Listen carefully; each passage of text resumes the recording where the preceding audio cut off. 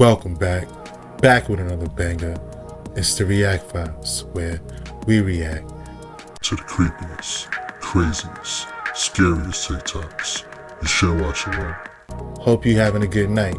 If you haven't already, please take a second just to smash that like, subscribe, ring that notification bell, just to make sure the algorithm knows what's up. So let's get straight to it. A few days ago, Neuralink installed their first brain chip into a real human person, and they haven't died.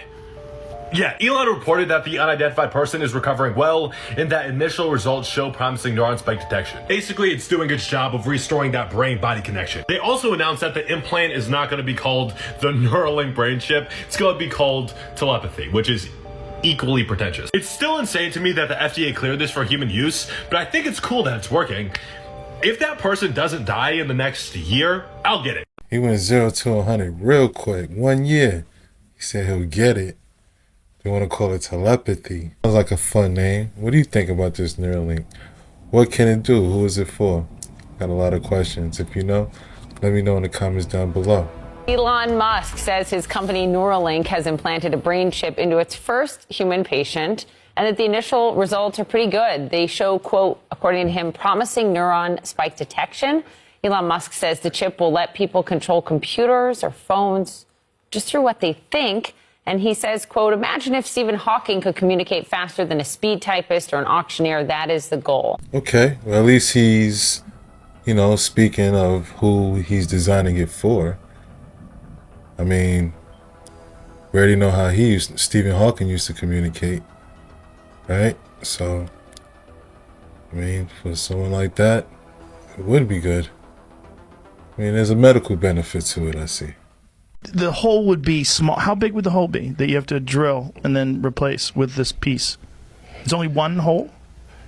Yeah, the device we're working on right now is about an inch in diameter. And your skull's pretty thick, by the way. So skulls are... Mine is, for sure. It might actually literally be. I mean, if you're a big guy, your skull is actually fairly thick. Skull is like 7 to 14 millimeters. So Mine's probably a couple of inches. A half inch, half inch thick skull. Yeah, you basically implant the device. And so it would be like a 1 inch square? Or 1 inch in diameter? Yeah, so an inch circle, like a circular? Yeah, I think like a smartwatch or something like that. Or okay. Yeah. Yo, it sounds like it's very small. Around like a stopwatch. Rogan was trying to get into all the details. Like, yeah, it is mind-boggling. Neuralink, Elon Musk just implanted its first chip into a human's mind. And I'm gonna tell you this, you are not supposed to take that. You are not supposed to take that. That person who just took that Neuralink chip will not make it into the pearly white gates. You are not supposed to take any type of chip implanted in you. Mark of the beast. No chip should be implanted anywhere inside your body. Head, hand, anywhere. Elon Musk says Neuralink has implanted brain chip in human. It's not going to only be just for the ones who's probably dysfunctional. It's also going to be the ones that is functional because they want it. Not only that, people's going to get stuff implanted in their hand that they're not supposed to. We are in the end game. We are in the end times, and things is moving out fast, slowly, but surely. Do not take these. It's already happening. And they're doing it at a pace where you're not going to know. All the prophecies is being fulfilled, slowly but surely, making it seem like nothing is happening. But little do you know, it's happening so smoothly that you can't catch on unless you have a mind. Wake up. I gotta agree with him there. We just heard a young man saying that give it 1 year, if no one's passed away, that he'll get it. Right? Could this become the popular thing to do? Right? Now imagine if they offer gaming on these devices. Right? Like VR to the next level. because it's, you know, in your brain and playing with your frequencies and, you know, your adrenalines and craziness, like a thermometer, right? Could you imagine that if you had the ability to do that? Yo, that'd be crazy, bro. That would be crazy. Elon Musk put the Neuralink brain chip in his first subject. And this device is placed in a part of the brain that plans the movement. And the chip is designed to interrupt a person's neural activity so they can activate to external devices like phones, laptops, and the web. This is the first test subject, a man that's named Nathan Copland. Apparently he got in a car crash, and after that accident it left him paralyzed. And apparently after he had the chip installed, he could feel again through the robot because the chip is connected through a person's neural system, remember? So basically they found the way to connect humans to the web. And anything that's connected to the web can be hacked. It just needs the right hacker with the right code. I'm telling y'all, something off about this chip. I just can't put my finger on it. I think it's giving me beast vibes. Yeah, on that brain chip, I think I'm gonna sit this one out. Y'all, let me know y'all thoughts on what y'all think about this Neuralink in the comments. Like and follow for more wisdom and stay tuned. Follow me on YouTube if y'all want that exclusive content. And hit that Gmail if y'all trying to do business. Find it more than amazing, you know, that the man could feel again, right? But through a robot. That's crazy. That's like some RoboCop. Like, when you think about it, tight. But like, through the metal of the robot, he can feel like, yo. It's crazy. And now I see, you know, they can download the apps and it's gonna be connected to the web. Bro, will we start seeing cyborgs? Let me know in the comments down below. Wow, the pyramid, first of all, when you stand next to the Great Pyramid, time slows down because it's a time dilation bubble. They knew all of this stuff. I mean, the Great Pyramid itself is a gigantic multifunctional stone computer and power generator. It's got multiple functions. And so when you begin to analyze it as a technological device, not as a monument, all of a sudden, all these question marks start popping up. And when you begin to start looking for answers to those question marks and start studying engineering books, you start to see that we're looking at a real machine, and it's so ingenious how they built this. There's a couple ways that it could happen. First of all, it never was a mud ramp. Mud ramps is a complete.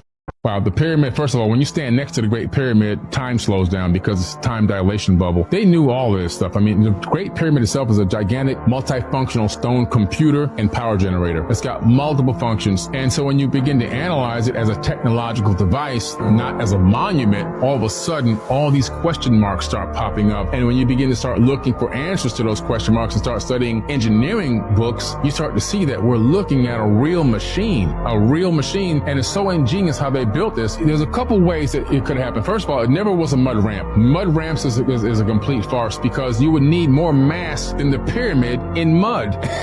Yeah, that's not going to happen. Yeah. Right? And when you stand next to these megalithic blocks, you're going to realize you can't put them on top of tree logs. You got to go get the tree logs from Turkey and bring them all the way down to Egypt. And then you got to get these stones and put them on top and roll them into sand. The more asinine it begins to sound. But when you start to look at some of the writings and you hear that Thoth talks about a couple different things. First, there was a quarry that they used to harvest some of these stones. And you can see that and you can witness it. You can go there and see that. They obviously had some type of gravity control system.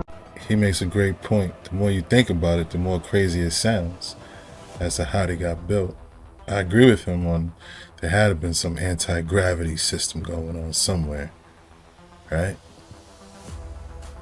Of course, the question is, did we even build it? This clip is said to be a giant. This was filmed somewhere in the Middle East, and if you take a good look, this giant was standing next to a tank. It's now looked like it's disappearing into the ground. We're gonna play it again. Tell me what you think. Compare the size of the giant to the tank. I can't help but to think of Night God 333 posting recently more sightings of the Kandahar giant and a possible reason why we could have left Afghanistan. You tell me. Leave it in the comments. Unanswered Universe.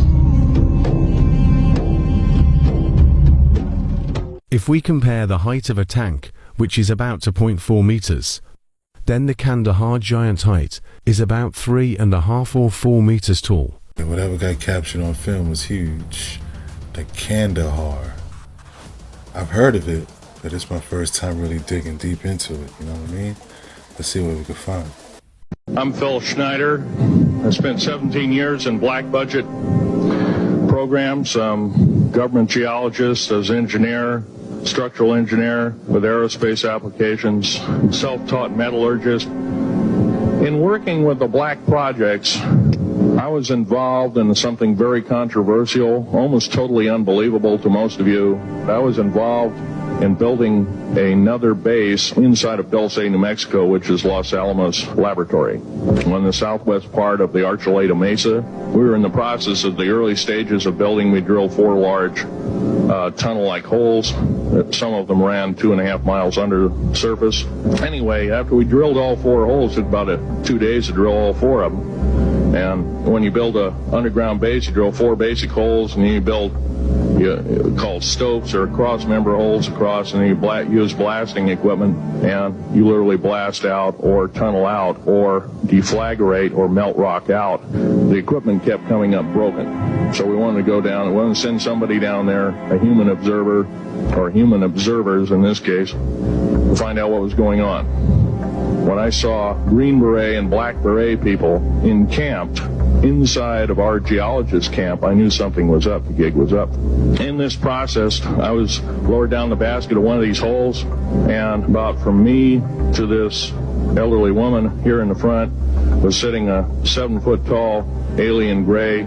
The stench was worse than the worst garbage can you can imagine. I didn't waste any time or reach for my pistol. At that time, as an engineer, I didn't have time to carry all the folderol of one of these big submachine guns that all the sea spray and the yellow fruit and the outer perimeter and inner perimeter security people carried. I carried a little Walther PPK pistol with a 9-shot clip. Plus, you're in almost like a spacesuit environment, and you're reaching for a gun.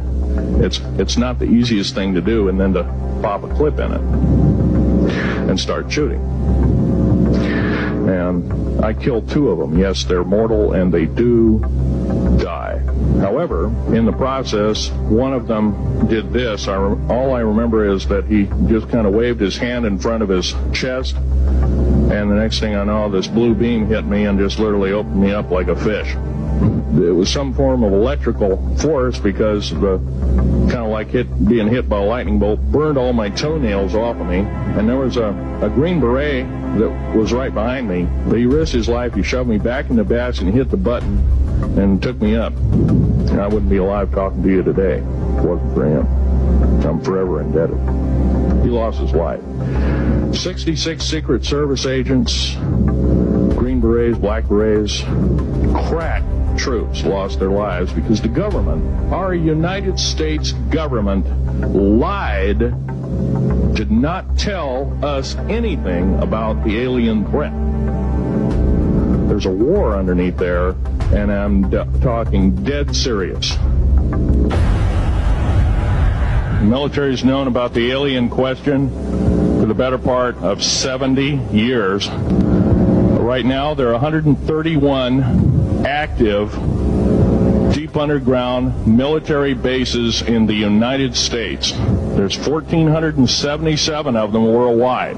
It'd take a year to 2 years to build each one, and now they're capable of building a couple of them a year with sophisticated methods. My colleague Al Bielik has actually been on some of the high-speed railways, the magneto-leviton trains that connect all the deep underground military bases within the United States. He's been on a Mach 2 train and floats off of a single rail at 3/4 of an inch off the rail, and we have nothing like this on the surface. Groom Lake is where the infamous Area 51, S4, S2, it was later become the most secret base in the United States. We built 9 underground military bases there, each with an average capacity capable of basically a city underground, roughly 4.25 cubic miles hollowed out underground.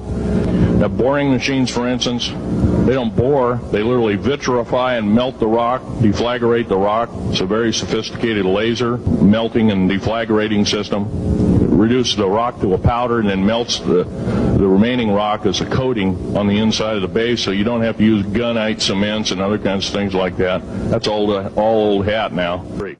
Phil Schneider gave most of his lectures in 1995. He gained a following speaking around the United States, telling people about his alleged experiences. Phil claimed that he personally knew people who also worked in black budget programs who were murdered, and that most of them were made to look like a suicide.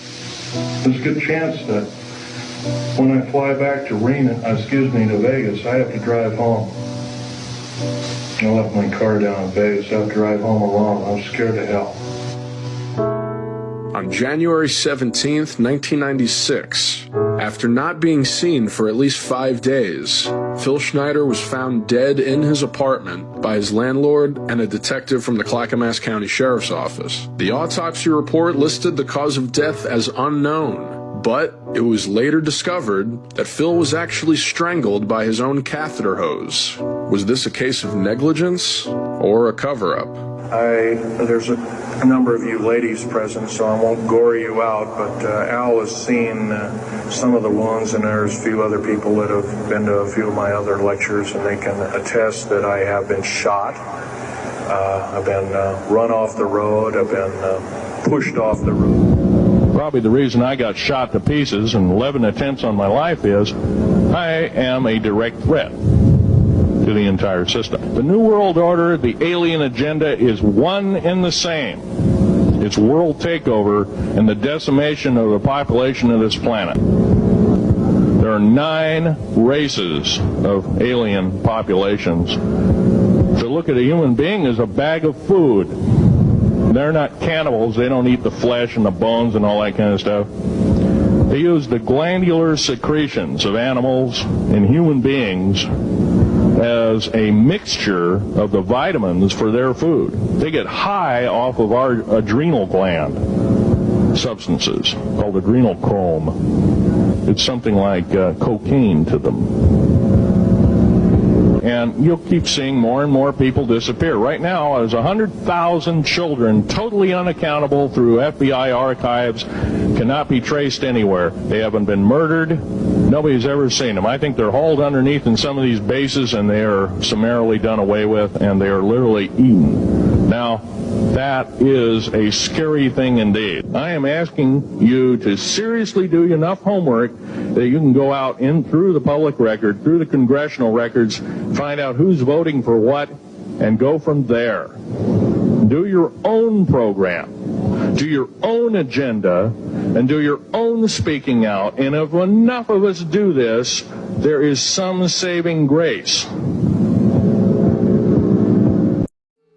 Yo, this is my first time really getting into the whole topic of Paul Schneider.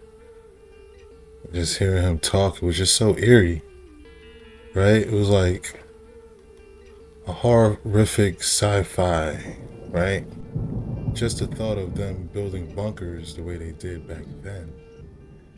I believe that was around 96. Could you imagine what they have now? How fast they can build them. Bro. Yeah, that was a mind-bending one. Like real Men in Black type information, like a lot to soak in. Right? It's a lot to soak in right there. Let me know in the comments down below. What do y'all think of Paul Schneider? There are the gray aliens there, and he's talking about some of them being tall, some of them being short. And, you know, it opened, one of the blue lights opened him up like a fish, you know, and he shows this nasty scar running all the way up his chest. So it's just like, shit. I remember him describing it, but to actually see the scars was like, whoa, that was bigger than what I imagined. But bro, yeah, he got filleted. Yeah, this is bending my mind right now. My mind is melting. Right? Let me know in the comments down below. I mean, man showing his scar. Goodness. Bill Schneider was showing samples of what he claimed were unknown exotic metals.